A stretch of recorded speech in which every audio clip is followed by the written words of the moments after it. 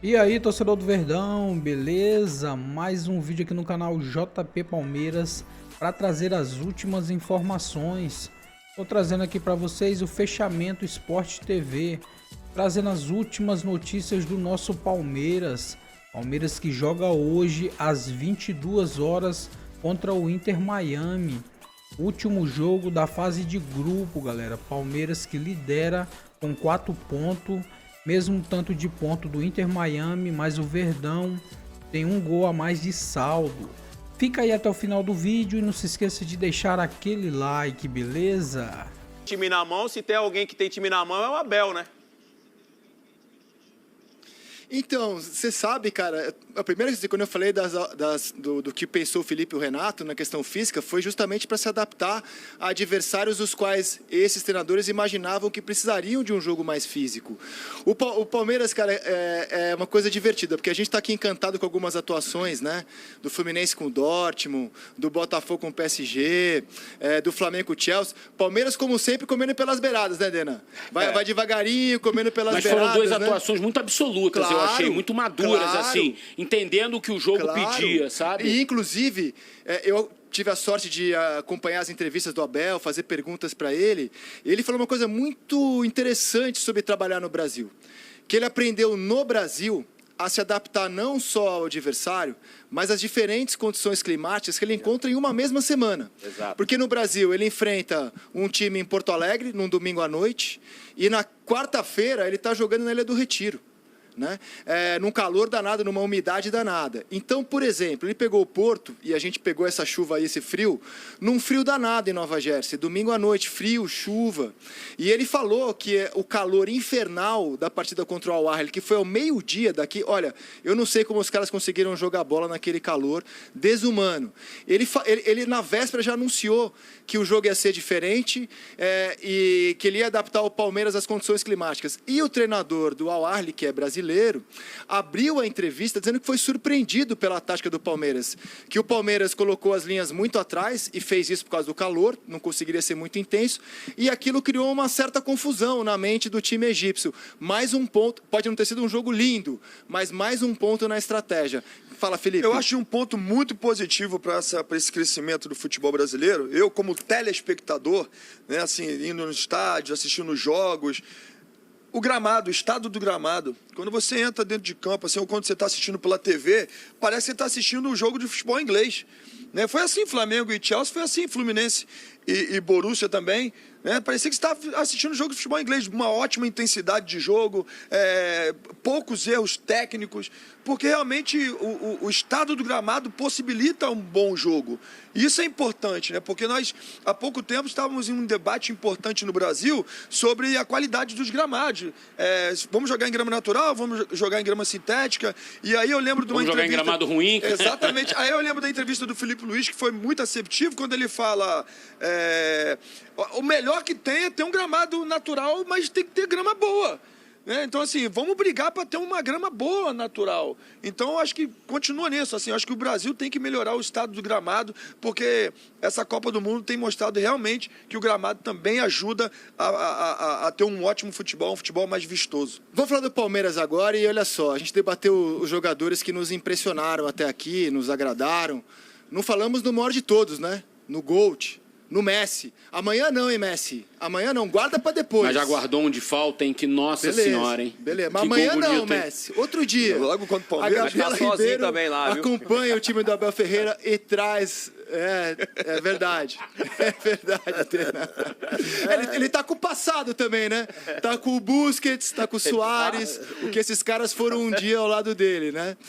Mas a Gabriela Ribeiro acompanha as notícias do Palmeiras e conta tudo pra vocês. Oi, Rizek, boa noite para você, para todo mundo que está ligado com a gente no fechamento Sport TV. Olha só, Palmeiras joga aqui amanhã neste gramado e hoje à tarde os jogadores estiveram por aqui e gostaram do que viram, viu? Uma reação bem diferente daquela primeira que a gente viu dos jogadores lá no estádio de Nova Jersey, em que eles acharam o gramado estava um pouco seco, não estava tão ideal assim como eles haviam relatado num primeiro momento. Mas hoje à tarde, quando eles estiveram por aqui, gostaram bastante do que viram. Hoje também teve entrevista coletiva do técnico Abel Ferreira já aqui no estádio. Ele repercutiu um pouco sobre os momentos em que ele chorou na entrevista exclusiva do Esporte Espetacular. Disse que a Globo deve até ter feito uma inteligência artificial, que foi longe demais, brincou com a situação, mas deu uma notícia importante, disse que está tudo encaminhado para que ele assine a renovação com o Palmeiras por pelo menos mais 2 anos. Diz que não é momento de falar sobre isso agora, mas que a tendência é sim de que ele assine essa renovação com o Palmeiras e que está tudo sendo conversado com a presidente Leila Pereira. Tudo indica que sim, mas este não é o momento. O momento, acho que a Leila já falou tudo, eu também já falei tudo. Este é o momento para estarmos completamente focados e concentrados naquilo que é o Mundial. A Leila falou muito bem, vamos ter tempo de nos sentar e conversar sobre isso. Mas agora o mais importante é nós continuarmos a desfrutar daquilo que nós vemos da nossa torcida e procurar levar para dentro de campo essa energia que contagia os nossos jogadores, o nosso staff e procurar, como disse, eles fazerem o trabalho deles fora de campo como têm feito e nós termos essa consciência, essa responsabilidade de dentro de campo, entregarmos tudo o que cada um pode para chegar ao final do jogo de consciência tranquila, que deixamos tudo o que podíamos e devíamos no jogo da manhã, que é isso que nós queremos. Isso é que é o mais importante e o maior foco nosso agora. O Palmeiras vai ter pelo menos uma mudança no jogo contra o Inter Miami, confirmada pelo próprio Abel Ferreira na entrevista coletiva. O Aníbal Moreno, que foi titular contra o Al-Ahly na última quinta-feira, sofreu um edema e está fora, pelo menos desse jogo. A tendência é que o Emiliano Martínez assuma a vaga de titular, mas isso o Abel não confirmou por aqui. Volto com vocês aí. Aliás, quem vai para Miami comentar esse jogo é Eric Faria. O que você espera dessa peleja, Eric? Eu espero um jogo assim competitivo, mas acho que o Palmeiras é favorito. O empate classifica os dois times e o Palmeiras em primeiro lugar. Só que Al-Ahly e Porto vão estar se enfrentando ao mesmo horário, então não dá muito para você ficar negociando empate em rodada decisiva. Tá faltando 1 minuto para acabar, e pode ser que negocie um empate ali e tal, mas assim, no começo, eu acho que o Palmeiras, assim, fisicamente, tem muita chance de atropelar o Inter Miami. Fisicamente. Vamos ver como vai ser o comportamento. Mas do outro lado tem um ET, né? Eu falei de 5, né? Eu falei que se o Palmeiras jogasse da maneira que jogou contra o Porto, contra o Inter Miami, segundo ao que eu vi do Inter Miami no primeiro jogo contra o Al-Ahly, eu achava que o Palmeiras pudesse ganhar assim, até com uma certa facilidade.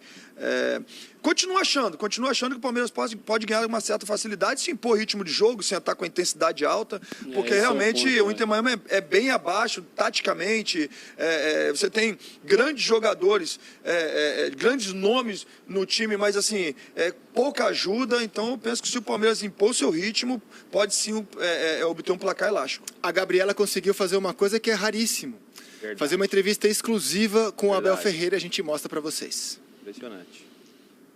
Olha, a primeira grande luta foi quando eu decidi vir para aqui e os meus pais, a minha esposa, a minha família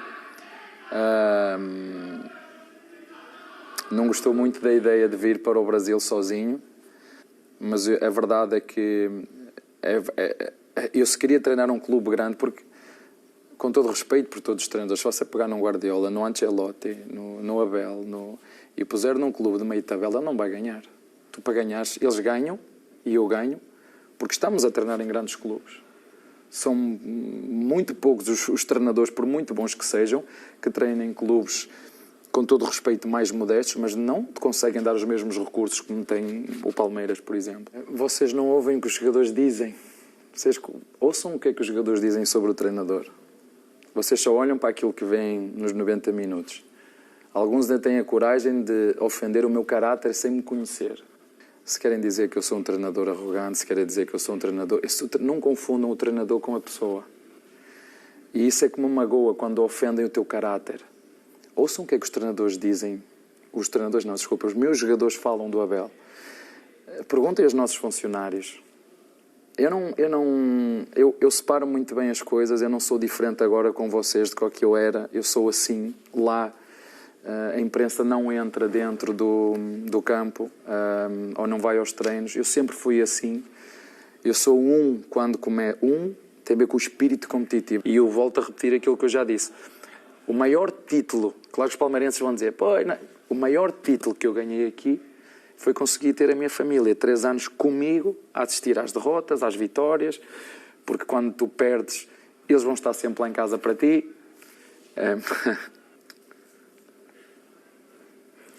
Quando o pai ganha é dos outros, quando perde é deles.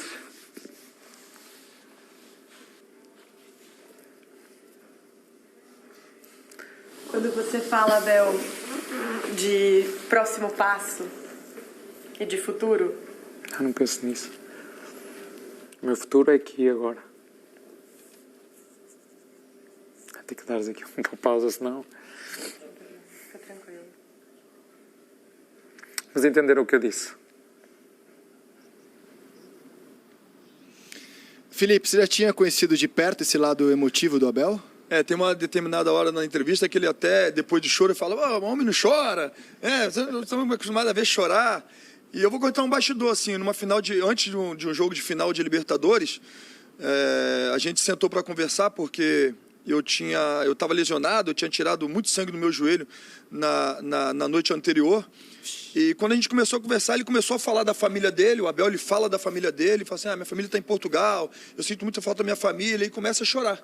Ele começa realmente a se chorar, eu dou um abraço nele e falo assim, fica tranquilo que vai dar tudo certo, daqui a pouco sua família está aqui, o importante é amanhã nós sermos campeões. É um cara muito emotivo. Às vezes as pessoas, elas não entendem, e eu fui assim quando eu era jogador de futebol, o pitbull dentro de campo e tal, mas fora de campo, nós somos emotivos, a gente chora pra caramba. O Abel é um cara super emotivo, super família, fiel à família dele, então é um cara emotivo que eu já passei por isso junto com ele. Mostrar jogo a jogo como foi esse enfrentamento dos times sul-americanos contra os europeus até o momento. O primeiro deles foi Palmeiras e Porto. Palmeiras dominou o Porto, parou no goleiro do Porto, não deu. O Boca teve um empate com o Benfica, no qual ele saiu na frente, 2-0, e aí bobeou, vê o Boca bobear daquele jeito. 2-2 Benfica. O Fluminense encarou o Dortmund em Nova Jersey, e olha, não ganhou porque acontece, mas dominou completamente um time que, na última partida que fez no futebol europeu, derrotou o Barcelona por 3-1. Abriu, na ganhou de Champions. 3-1 do Barcelona. Exato. O Botafogo derrotou o PSG com o Luiz Henrique, dizendo que em toda a temporada do PSG, nenhum clube no mundo marcou tão bem o PSG como o Botafogo. O Atlético tentou marcar, levou 4, o Botafogo venceu por 1-0. O Flamengo de virada, eu acho importante destacar que foi de virada, né? Porque você leva um gol de um clube como o Chelsea, fala, putz, né?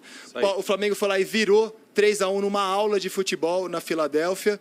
E aí o Bayern passou pelo Boca, 2-1, acho que foi um jogo de muita imposição do Bayern, o placar, para mim, não refletiu o que foi o jogo, né? Então, Mas chegou a ficar 1-1, quase até o final, quer dizer, poderia ter acontecido, né? Quer dizer o seguinte, até agora, o único sul-americano que foi dominado por um europeu foi o Boca pro Bayern, para mim. Sim, dominado sim. Dominado. Nos demais, não foi isso que a gente viu. Então, o placar mostra uma vitória dos europeus, essa do Bayern, e assim, o Boca até gostou, né? Porque no fim do jogo ele falou, vou segurar essa derrota por só um gol, que pode me ser suficiente para passar no saldo depois, a ver o que vai rolar. Uma vitória dos europeus, 3 empates e 2 vitórias da América do Sul. Por isso que a nossa enquete é em cima disso. E já vou pedir o voto de vocês, né? Quem que vai levar essa competição? É um clube da Europa? É um clube da América do Sul? Ou, por exemplo, um Al Hilal da vida, que está pintando como talvez a grande força não europeia da competição, até pelo investimento que faz, né? Que o clube saudita faz. Quem que leva, Dena? Joga para vocês, um europeu, um sul-americano ou um Al Hilal da vida, Dena? Espero ter respondido a sua pergunta aqui pra gente.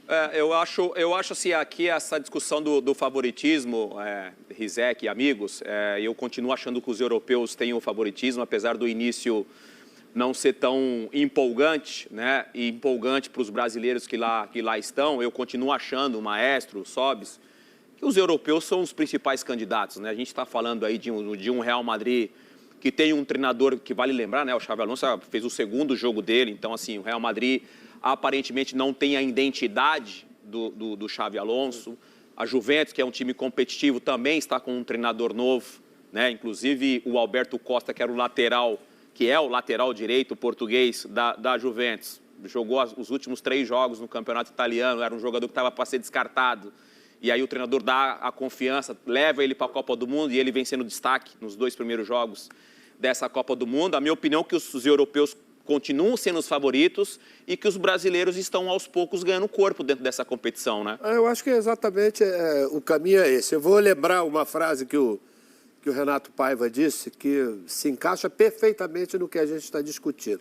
O cemitério está cheio de favoritos. E no futebol, esse cemitério, ele aumenta dia a dia. Porque nem sempre aquele mais qualificado, né, ele vai ganhar do mais qualificado. É lógico, a probabilidade é muito menor, né, de quem tem um investimento maior de ganhar. Mas, pelo lado nosso, eu acho que, inclusive, a própria seleção brasileira, Rafa, vai surfar em tudo isso que está acontecendo agora.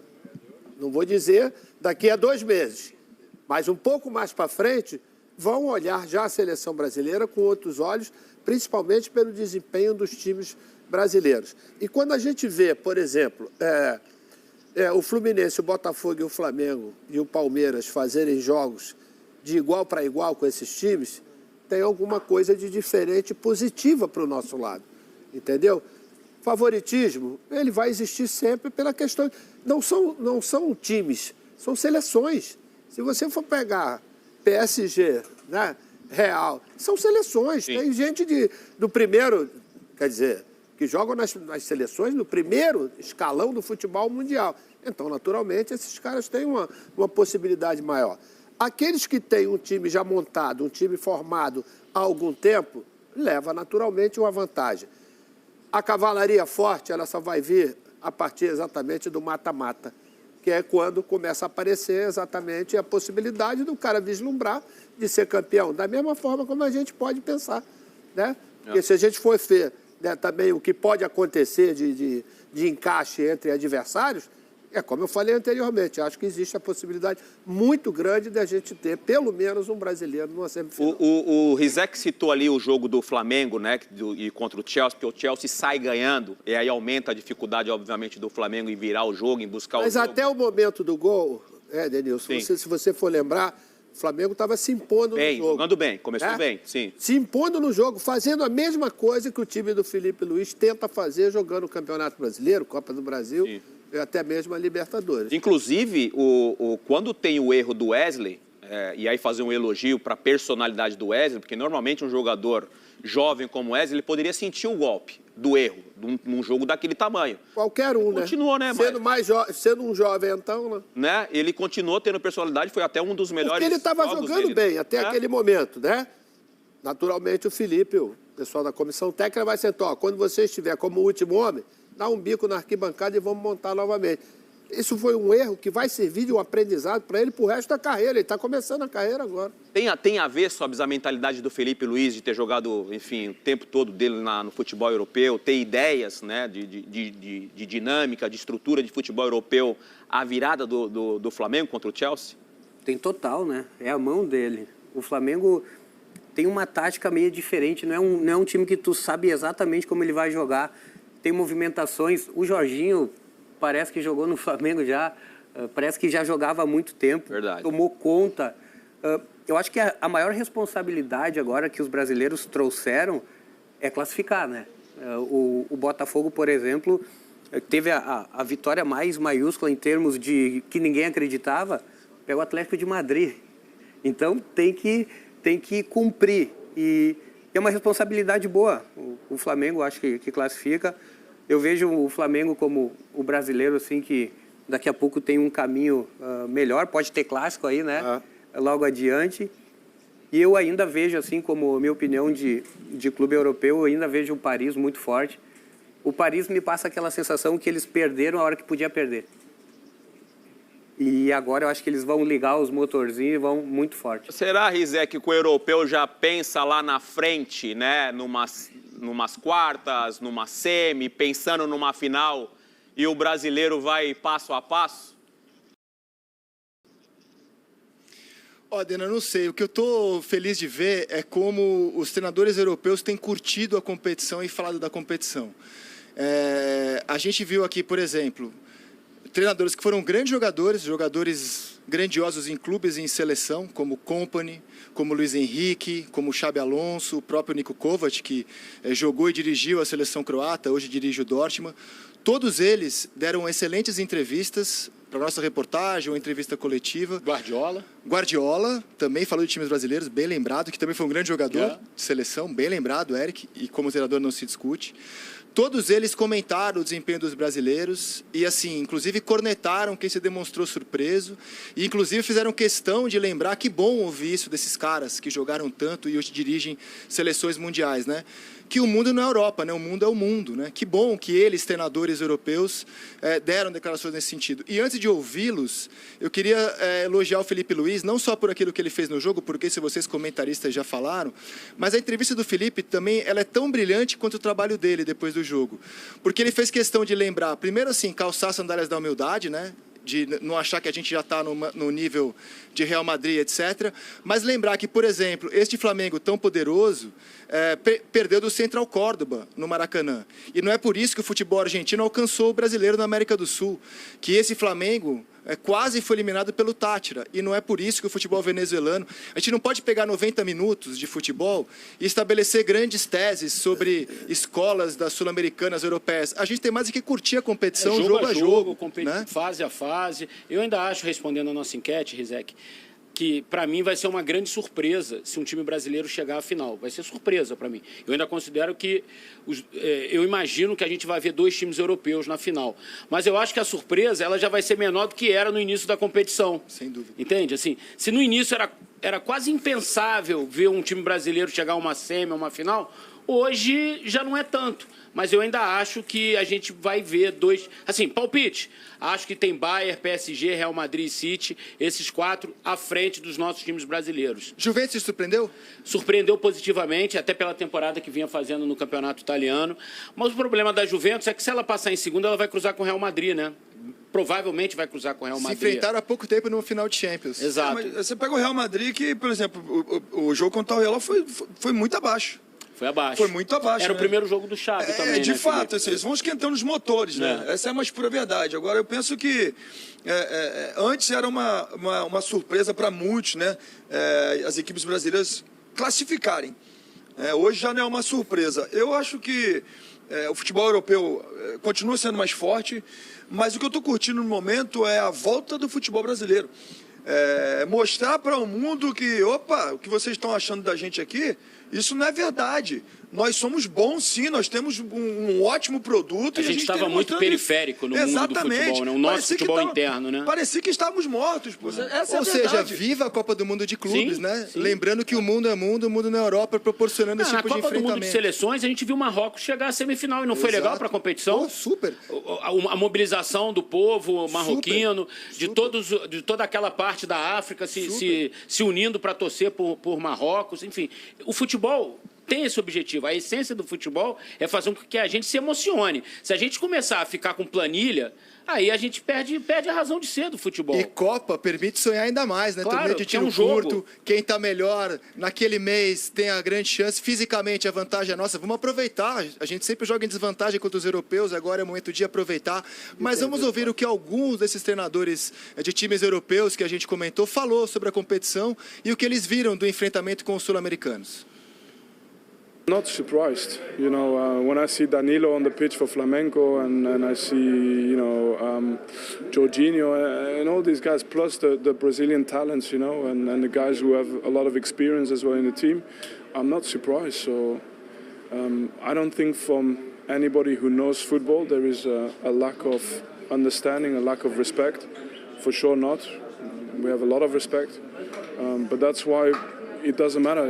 Even if they are good, they can be good, the fans can love the game, the fans can love the World Cup, but it still doesn't excuse anything for us that we have to want it as much as them. We have to be as hungry as them, even more. And if my team can express this, then after that it's football. Sí que me ha gustado. Los equipos brasileños no me han sorprendido, pero la verdad es que han dado muy buen nivel, tanto Palmeiras, Botafogo, Flamengo y Fluminense.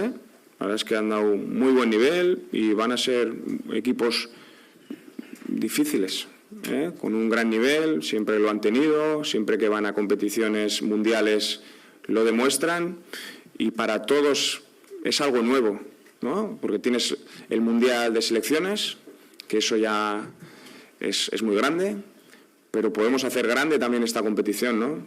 Porque estamos juntando clubes de todo el mundo y eso pues une a lo que es el mundo del fútbol, poder tener la oportunidad de jugar mañana contra el equipo de Arabia Saudí, la semana que viene en unos días contra México y luego contra uno de Austria, ¿no?